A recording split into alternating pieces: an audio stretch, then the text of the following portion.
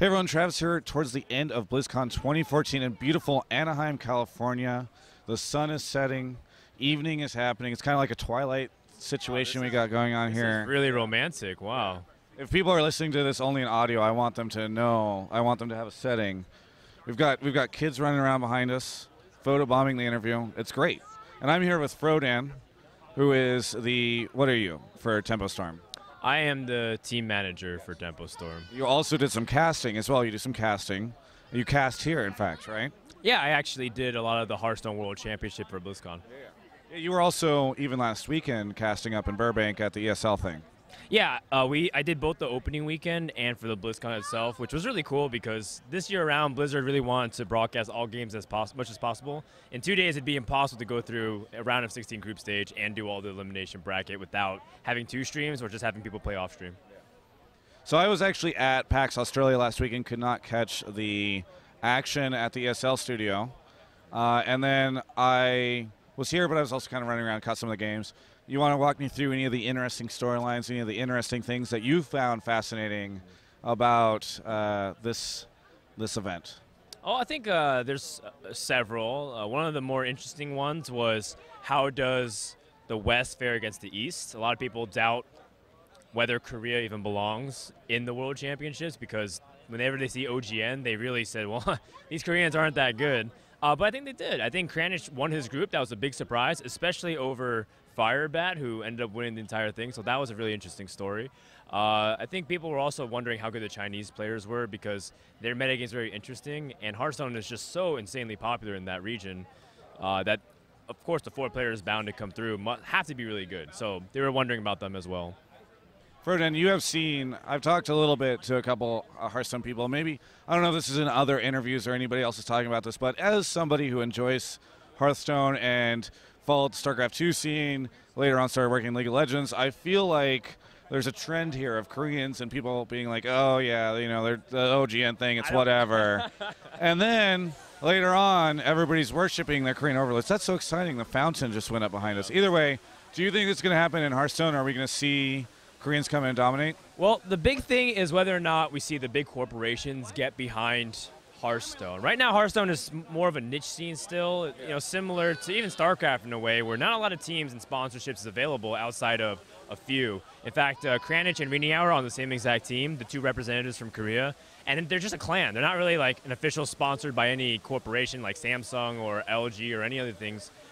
So until it gets to that point, Hearthstone is still going to be a passion hobby for a lot of these Korean pro gamers.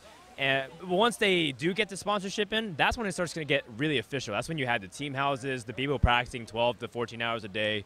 They get under KESPA, and then that's when the Koreans can dominate and move in.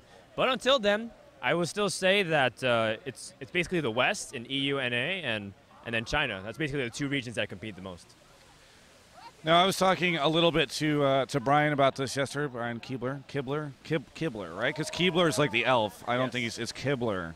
Either way, I was asking him about, you know, what happened while I was gone traveling around for League of Legends World Championships. I remember Hunters were like, people were just like, oh, Hunters, man, what is up with that? And then I think by the time this rolled around, people weren't too concerned about that. What interesting meta things did you see over the course of this tournament, and where do you think the game is heading in the weeks leading up to the expansion? Yeah, I think BlizzCon is a great reminder that people who build their own decks are the ones who end up being the most successful. Firebat is a well-known deck constructor. He's a guy that really likes to test things. I call him the scientist of Hearthstone, which I think is a really good, accurate description because he has done so many experiments. Like, the reason why his decks are so good is because he's failed with 500 other copies of decks that he inserted 1 or 2 cards and completely tested it out. And that's just the way he plays. Kranich got pretty far playing a really unconventional warrior that we weren't seeing. Everyone knows how well Kalento and Strifeco are good at building their own decks. So I think the general theme is that when people bring their own styles, it caters more rather than people who just feel like Hearthstone is very random. You just bring a good deck like Zoo generically or Hunter and you can win the whole thing. That's not the case at all. I think people showcase a lot of skill on top of some lucky moments. One other thing we saw at BlizzCon was, you know, the announcement of this expansion as well as some of the new cards. Community was in a flurry about the RNG situation, and then I interviewed somebody who I thought would be very against it. Raynad, who's sitting over there sipping a Coca-Cola. This interview, by the way, is sponsored by Coca-Cola. And he actually was saying he feels like this is how to do RNG. This is like the right way to do it. What are your thoughts on the new cards that we've seen? Raynad was okay with it. He liked it. Yes, Raynad was okay with RNG cards. Yeah, he said that these were low impact RNG. Like it's not like RNG where you have a dramatic spread of this stuff. Right. He's like, this is a manageable RNG, and so he was okay with it. And I was surprised as you were. What are your thoughts on it? Yeah, I think people really like in Hearthstone. The easiest thing to do when you're first learning the game is to blame luck. And that's why I don't call someone who blames luck bad or noob. I call them like a person who's still learning what Hearthstone is, because the more you explore the game, the more you realize you can control the randomness. Yeah. And I really love the talk that Ben Brode gave about randomness and skill. So overall, I feel like what Goblins and Gnomes is exploring is different ways to make Hearthstone fun. I think a really good example of games that I don't want to see is what we saw in the Grand Finals. I'm going to be a little bit honest that I didn't really like when you just see like a Chillwind Yeti being innervated out really early, and it's just battling another Chillwind Yeti that was pushed out with Wild Growth, and it's just more Indians fight because you know everything that's going to happen. It just gets predictable and boring, and it's like, well, clearly the player that just went first and played the threats is just going to win. There's nothing you can do. When you add some elements of randomness, like Web Spinner from Hunter, for example, you can get any beast in the game. That's really fun because then you get to see scenarios where you're not really accustomed to do.